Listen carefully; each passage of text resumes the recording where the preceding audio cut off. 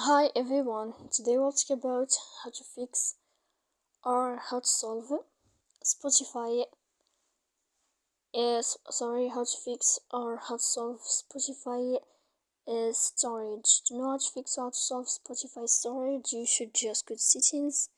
Here on this page we click apps, default apps, app settings.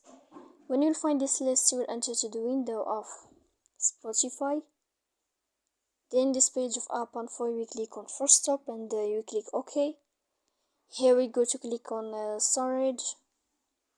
Then we click clear cache. In the end, you can go to Play Store. If you'll find here in this blue sign update, then you can click to update your application. So please don't forget to support us by like and subscribe. See you next time in another video, and thank you for your attention and your watching.